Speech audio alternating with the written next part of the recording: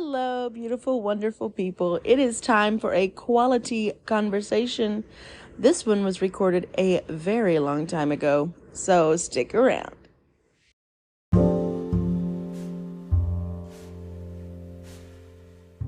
Hi, friends. This is Bethany Jennings, and you're listening to We Should Talk.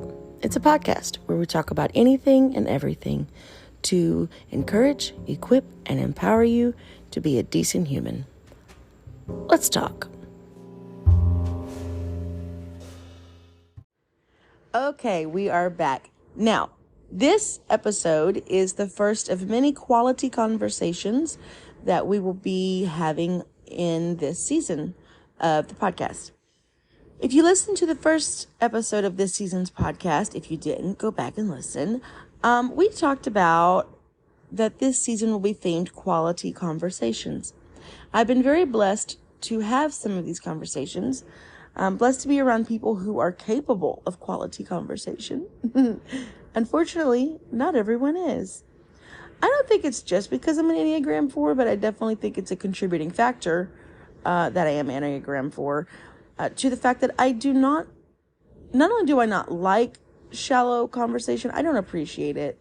Like, don't make me feel like you are obligated to talk to me by asking me about the weather. And don't waste my time by coming and asking me about the weather. We can both check the weather for ourselves. If we're going to talk, let's skip the preliminaries. Let's get into the deep stuff. So, the conversation we're going to have today is with some family members, Halie and Heidi. They are two of my 9 female cousins. Granny and Papa on my mom's sides. My mom's mom and dad had 5 daughters, and all of them had girls except for my mom, who had 2 boys. So there are 10 granddaughters and 2 grandsons. So I have 9 female cousins, no boy cousins. So let's just say stuff got interesting at family Christmases. There was always something going on. The episode you're about to hear, the conversation you're about to hear, it was recorded a really long time ago. Onyx, I think, was 9 or 10 months old, maybe. I want to say we recorded it in September of 2021. I think it was September 21.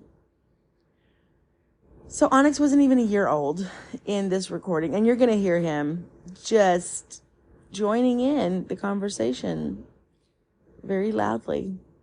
Also, this was the very first thing I recorded for the podcast outside of my my intro and outro segments. This was like the first thing I recorded to put out, and I hadn't put it out yet. I wanted to save it for something like this. So this discussion, we cover a lot of things. We talk about some family stuff, like momming kind of stuff. We also talk about some misconceptions of apostolic Pentecostals. We talk about we get into a lot of stuff.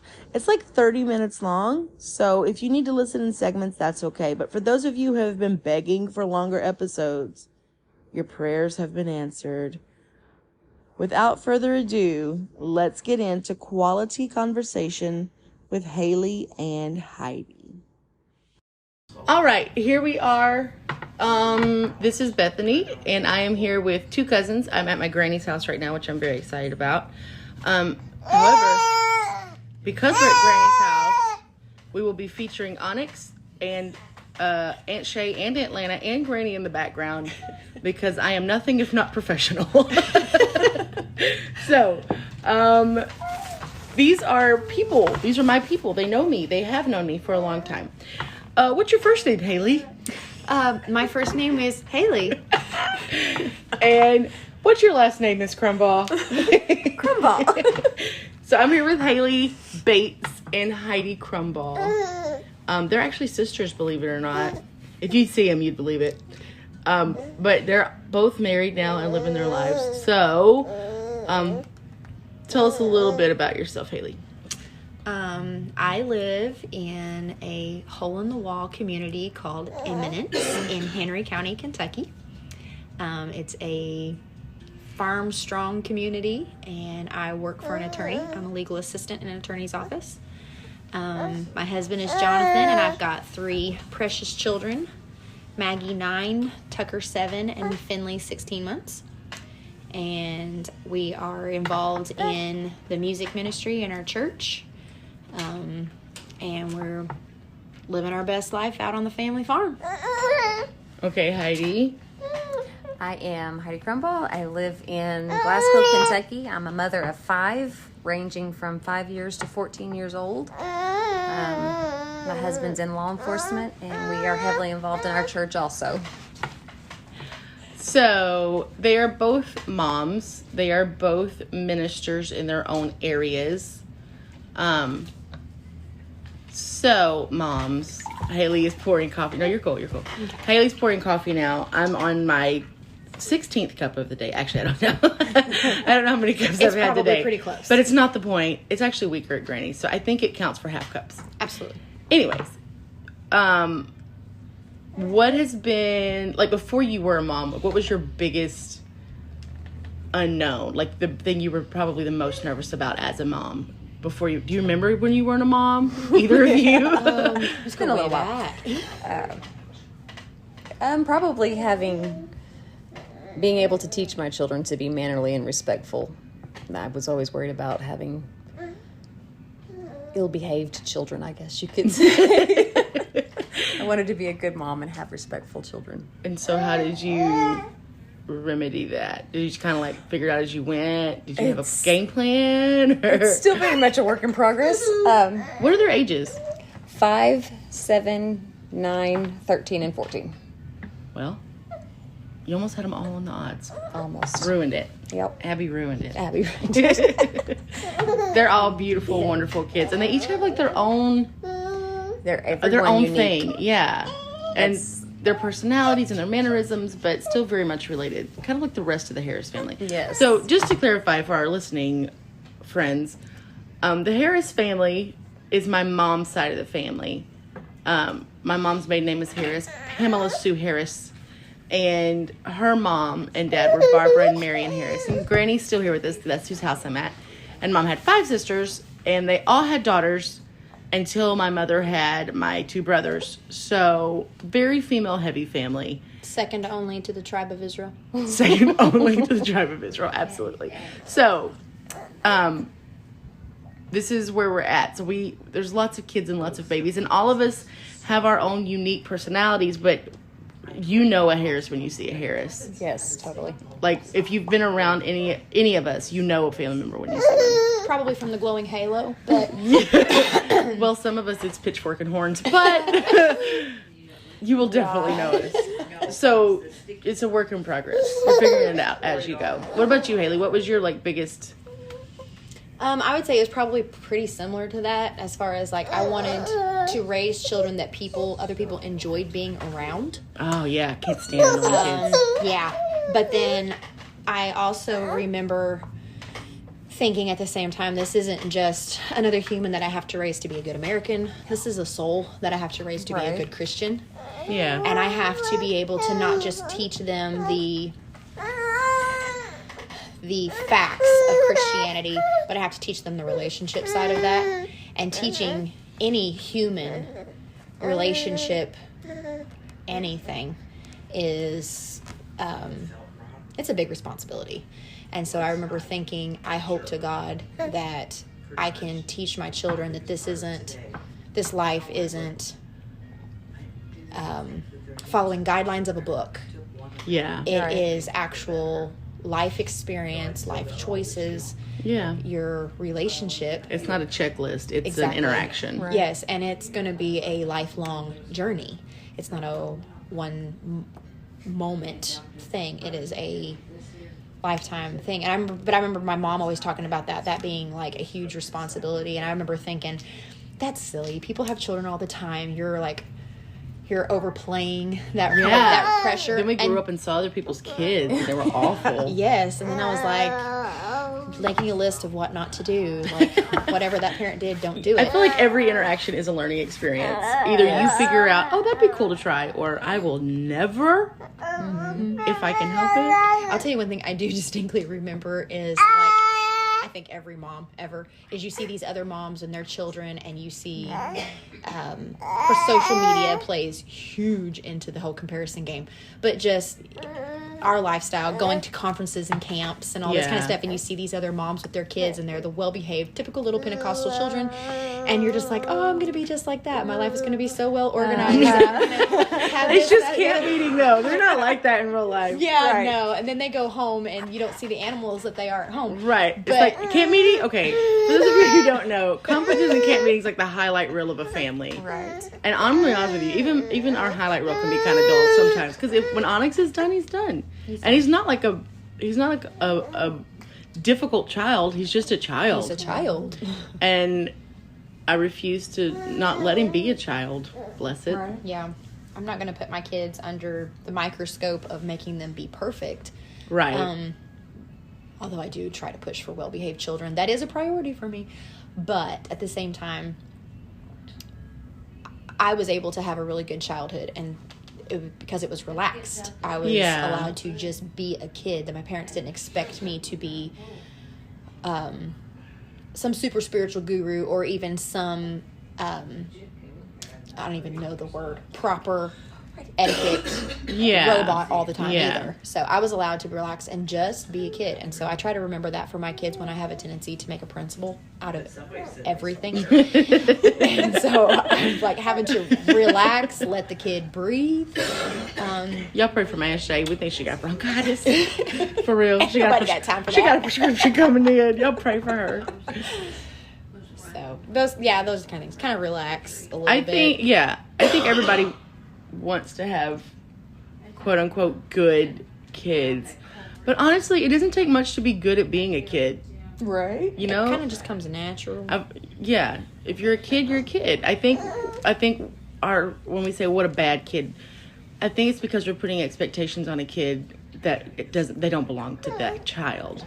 It's what we expect of them, but we expect a whole lot out of a kid. A kid should just be a kid.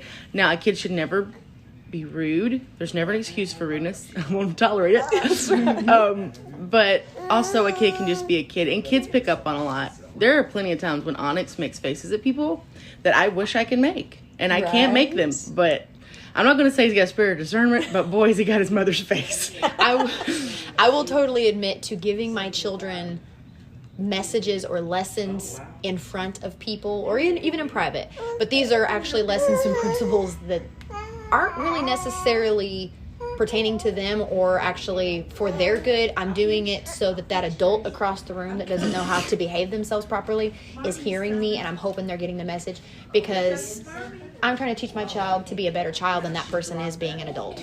I know. Unfortunately, there are more expectations on an adult, and that's because they've had longer to learn how to human. And some of them still stink. Some of them are really bad at being decent humans. I'll give you that. Okay, we're back. We had a brief intermission because Haley's youngest, Finley, woke up, and then all of a sudden Uncle Jim was here. And while we can handle Aunt Lynn and Aunt Shay and Granny in the background, I feel like Uncle Jim's another story. He is so fun, quite a character, and he's been working really hard all day long, and I would hate to make him be quiet for us to record this. Uncle Jim is Halie and Heidi's father, so they say. So, but they're two that if you saw him and their dad, you would know for sure. Okay, so I think my thing with parenting was that I want to raise a kid. I have I think a lot of people put expectations on him already just because of, the things that David and I do. Oh, he's going to be so great at music. He's going to be so great at this or that. And I consider it a compliment that they expect that, but I don't want them to expect that out of my kid, right? And I don't expect that out of my kid. I assume he'll be creative at some point because I think as humans, we're made in the image of Christ and he is the creator, so we will be creative in some way. And I don't want to put limits on that creativity. It could be literally anything as long as, it's creative.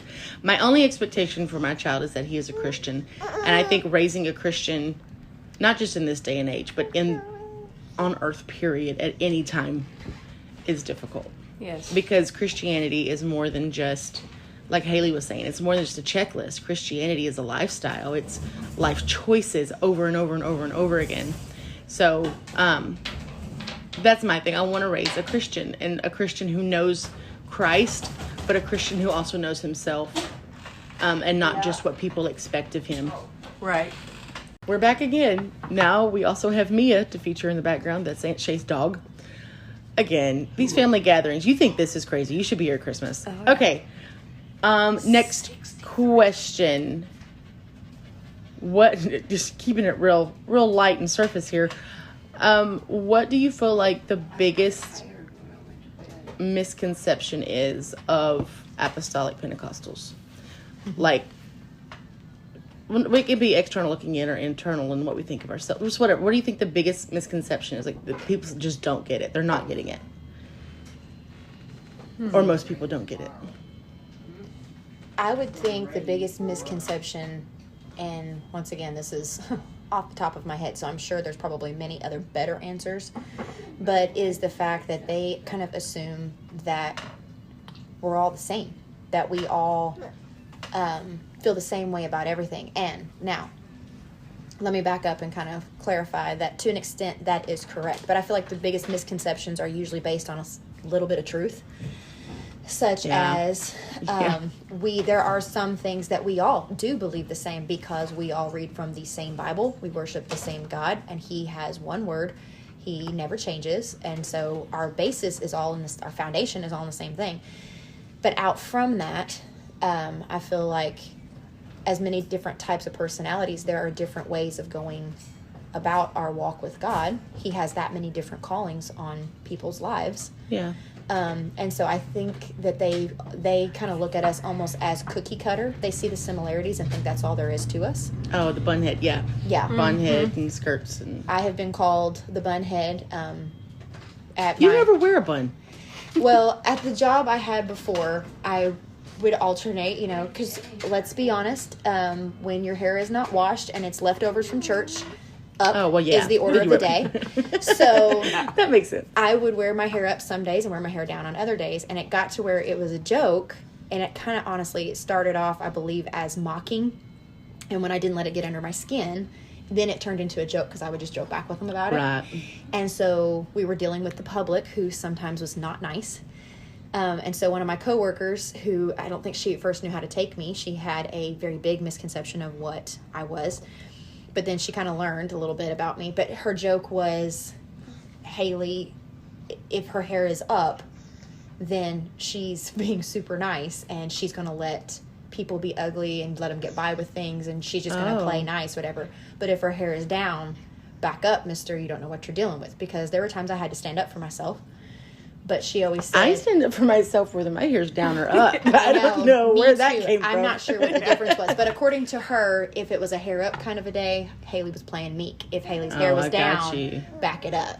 So that kind of became a joke around the office. I feel like your coworker had it backwards, honestly. If I put my hair up, it's yours. Yeah.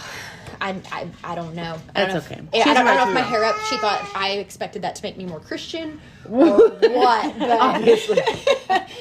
So, yeah, but things like that. But I think they see us as cookie cutter, and so they automatically kind of assume we are all the same, and that I think they kind of feel like we cannot be our own person. Like, we cannot think our generalize. own thoughts. They do. And I think that can happen with any subcategory of humanity, right? Yeah. People say, all white people think this, or all females act this way, or and it's not necessarily that way. Yeah, right. It's an individual basis. The same way that we believe that your relationship with God is on an individual basis. Yeah. I don't care what church you go to, and if the church teaches the truth, but you don't live it, you can overgeneralize about anything. And so that, I think, is probably one of the biggest misconceptions, is that they have a tendency to take the church as a whole. And while in some ways I feel like that works in our favor, and that I am proud to identify with who I am. It is our identity. Yeah, there's nothing to be ashamed of in that. But on the flip side, I feel like sometimes it works against us if they've had a bad experience with one, they take that as all of us. Yeah. So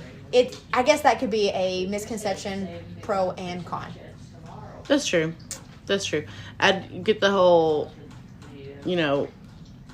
you guys think you're the only ones going to heaven because they've had a bad experience with someone before. Yes. Well, honestly, there are some Pentecostals that are not going to heaven. Right. There are some Pentecostals I don't want to be identified with. Exactly. Right. Because Pentecost is not what,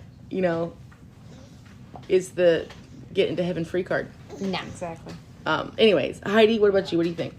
One big misconception about us, I think, is that we are to be pitied. We can't have too much fun. We're not allowed to do too much. Oh, they obviously don't hang out with us. Underprivileged. Yeah.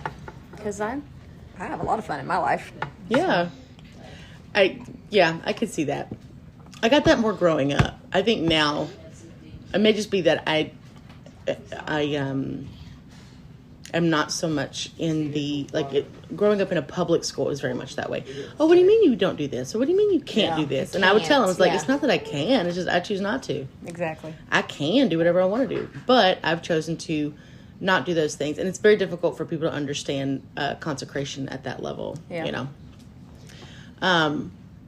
Another thing I've found internally is not all, but some Pentecostals. I don't think they do it intentionally. I hope they just assume that because we have the Pentecostal experience, that's all there is. Right. And they will substitute a daily relationship for a temporary experience at a church service. Which to me, that's nothing more than a club. Right. Exactly. I got initiated. I got sworn in. Yeah. It's a life. And I'll go back and I'll have a Right. great experience. And I see this a lot with, I call them conference hoppers. I don't know if that's a technical term or a biblical term, but accurate description though. Yeah, you never, you don't actually know where these people go to church. You don't know who their pastor is, but they're just conference hoppers. You see them at every conference. I was like, bro, I just saw you. Why are you here? I know why I'm here. We're doing things at this conference. I'm happy you're getting more church, but really, you're 4 states away. Do you work a job? Honest to goodness, I've asked him, bro, what do you do? How are you making money? Flights cost money. What are you doing here? Do you teleport? Are you an alien? Yeah. Anyway, so I find that a lot with conference hoppers, and they're just, I don't know. I support going to events. I think it's a really great shot in the arm. But that being said, you still have to have a relationship. And I think a lot of times we get a high in a church setting. It doesn't have to be a conference. It could just be your Sunday church service. Can you survive when there's not a conference and there is a worldwide pandemic and they shut everything down and can't have events? Bro, I'm telling you, that drew a line. Mm-hmm. Who's got relationship and who's got reaction? Right. You can react in a service, that's cool, but do you have relationship? Because relationship, you guys know this. You have husbands, you have children. Relationships are not all rainbows and unicorns. No. There's stuff that you got to work through. There's rough patches. There's times when you feel like they are not understanding you. There are times you feel like you're talking and they're not listening. I have felt like that before with the Lord. Yes. But I know based on our relationship and the ways He has kept me through the years that it's okay. Just stay constant and steady, because even when you're not sure that He is listening, He's there. It's probably just needing you to talk a little more. Yeah. I have definitely felt that. You hear the famous song "When God Unfolds the Rose," and it talks about you don't feel like your prayers even reach the ceiling of the room. As my father, to pray, yes. As my father-in-law would say, when you call, you feel like he's hitting the ignorant button. But that's a real feeling, and those are the times where if you have a relationship, then you're operating on what you know versus what you feel, because that's faith, though, isn't it? Right. Yeah, because like you said, relationships are hard work. They're not always going to be perfect. That's true in any relationship, whether it's your marriage, whether it's parent-child, whether it's siblings, whether it's friendships. There are times when, like you said, things don't feel good. Yeah. And so you have to operate on what I know. I know that we're friends. I know that we love each other, whether we're acting like it right now or not. I know that I care about you. I know that this is a relationship I'm meant to be in. Things like that. Like with God, I know that He hears me because He hears everything. I know that He's with me because He's everywhere. I know that He's not going to leave me because He promised that He wouldn't. Those are the things, but that's when you have to walk on, like you said, relationship, but the things that I know versus the things that I feel. relationship goes deeper than feelings. There's one thing, like, I am constantly telling people is your feelings are real. Feelings are real, but they're not reality. Yes. What you feel is real. It's valid. But it doesn't mean it's reality. Mm-hmm. I can feel lonely, or I can feel like someone is being, distant or whatever. But that may not be the reality. Mm-hmm. Right. Maybe they just had something going on. I may feel like they're upset at me. That doesn't mean it's reality. Right. I may feel like the Lord's not listening, or I feel like he's not working on my behalf, but that's not reality, because he's doing things that I don't know about, right? Yeah, exactly. He's always working behind the scenes. Yeah, behind the scenes. Anyways, had to be here. All right, last question, and then we're going to call it quits, because I gotta go get some Thai food takeout. Okay. Last question, just so we know, we want you to tell me, like, what you do at your church, whatever roles you feel. I don't know how long we have for you guys. It's quite a list. Narrow it down. And then tell me something positive and wonderful. Is that what you do? Onyx, that's what Onyx does. He makes noise at church. Tell me something. Noise. Yes. Tell me something wonderful that's happening in your churches. This is Heidi, by the way. Yes, sorry. I play the keyboard, and I am a Sunday school teacher. We are... She said you lead. I do lead. I am the prayer leader, we have a coordinator. A question from the audience. Thank you. I appreciate it. I am the prayer coordinator at our church, and I will say that... And the district? And the district prayer coordinator. How do you tell nobody nothing? How was I supposed to know? I thought I told didn't know everybody. how fancy you were. I'm pretty sure that was in the family chat. Wait, the Harris family chat? Because that means nothing. I'm sorry. That's really great. Sometimes I can't keep up. There's so many. There's nothing like family keeping in touch. Listen, y'all, the Harris family chat, you can blink and there's 100 messages. Exactly. Facts. People are busy or not busy. And I feel like that's part of the problem. Okay. Right. Anyways, you're the prayer coordinator for the district. That's awesome. Yes, I am. And for our church. And I feel like the prayer and fasting of our church has really made some major changes in the spiritual atmosphere of our church. It's been pretty incredible watching the people just kind of come to life when they start committing to prayer and fasting and following through with it. Yeah, everybody wants the miracle grow, but honestly, you just got to be steady on with it. Oh, exactly. And that growth comes from prayer. I know you guys just had a special service with a visiting minister, and Shay was talking about you've had some guests and people coming in and some new growth, and that's so cool. Yes, we've had some young families come in with lots of little kids for the Sunday school department, and we're loving it. We've got to have a VBS this summer. Oh, that's cool. Had a lot of kids there, and it was a lot of fun. I think there is, like, I won't say the best revival, because I feel like all the revivals are good, but I think one that really just can boost a church is a revival with the children. Yes.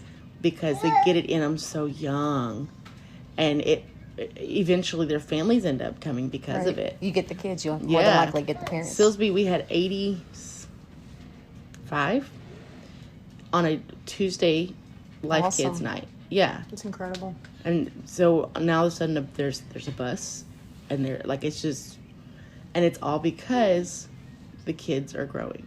Kids are so fun because they're there. They're real. They are what they are. I have a hard time looking at adults and not seeing kids, though. You know? Yeah. You're like, oh, look at that unhealed child one. Right. They just need the Lord. Yep. Okay, what about you, Halie?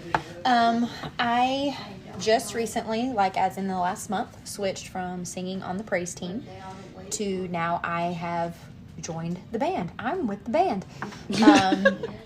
I play the aux keys in our church band. So that's a learning process.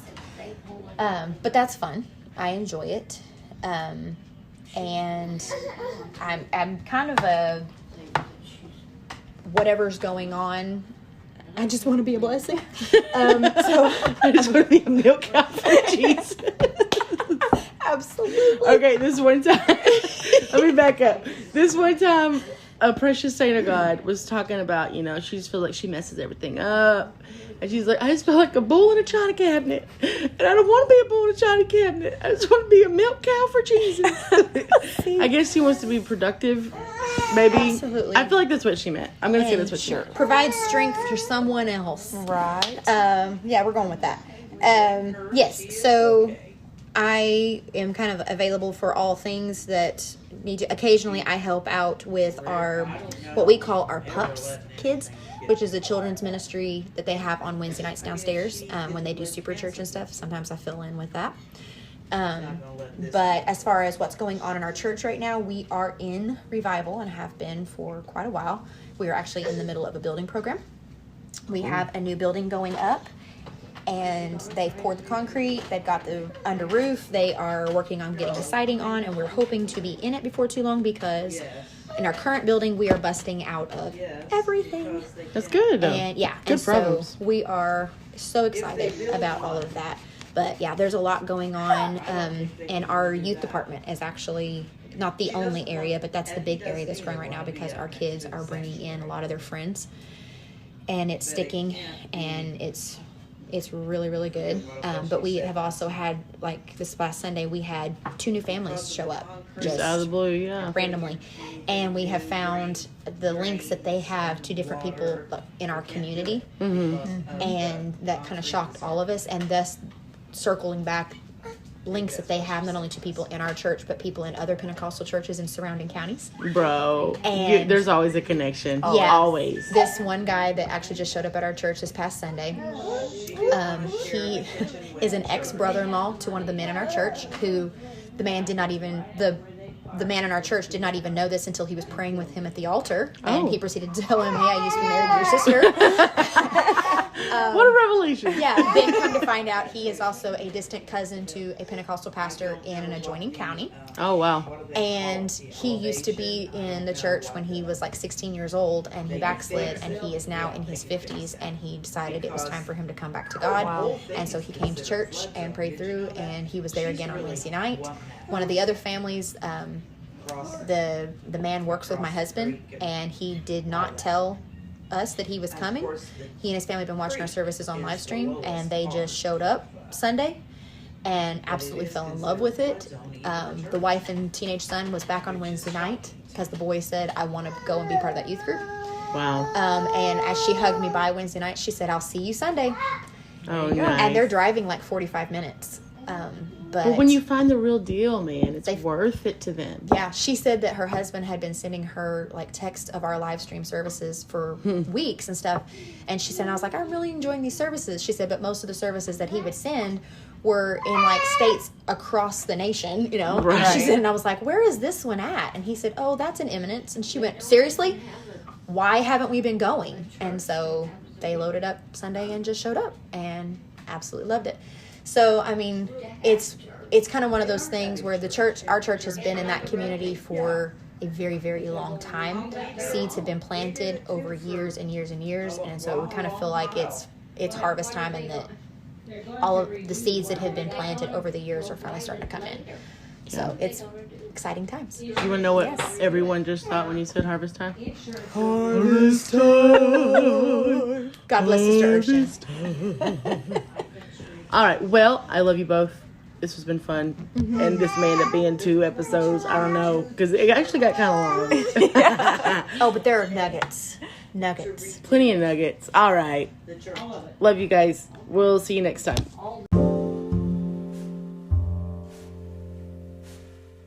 Well, that was fun. I'm glad you stuck around for the whole thing. And thank you for talking to me today. Y'all go like and follow and review and do all the podcast things that people do. And don't forget to be a good human.